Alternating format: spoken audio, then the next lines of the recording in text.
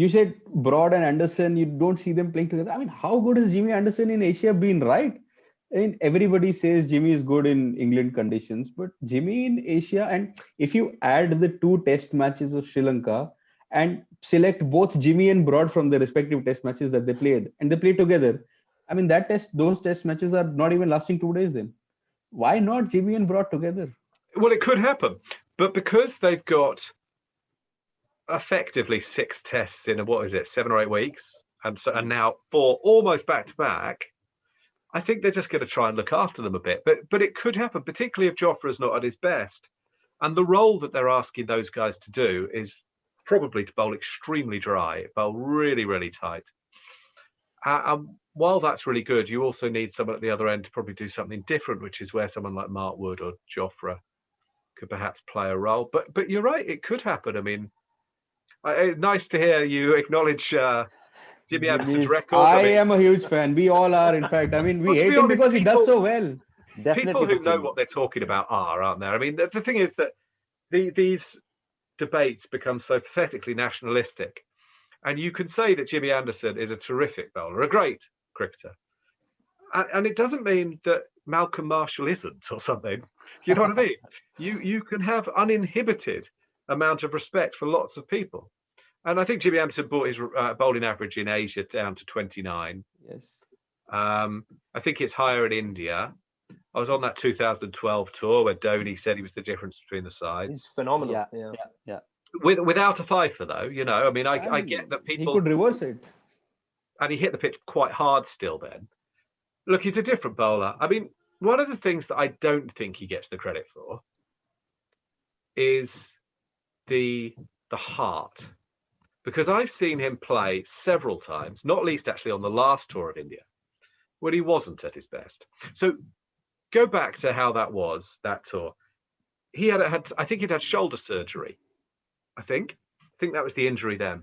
And he was basically going to miss the whole thing. And he kept on putting videos of himself bowling on the internet. And he was desperate to get back out there. He was desperate to play. And he's Jimmy Anderson. So, you know, he's hard to leave out. A man who had any interest in protecting their figures, a man who was selfish, a man who was interested in statistics at all, he would have missed that tour. He would have hidden that away from that tour. And he could have got away with it easy. And he is, well, one, he loves it. He's a proper cricket geek badger, proper mad for it. And two, he's hugely competitive and always thinks he's going to win, which is probably a quality that you see in all international sports people. All of the best think they're very good. You probably have to have that bit of dog in you. So I've got nothing but respect for that. And I'll give you another example. He got hit for a record 28 in an over by George Bailey at Perth. Yeah, in Australia. He was murdered.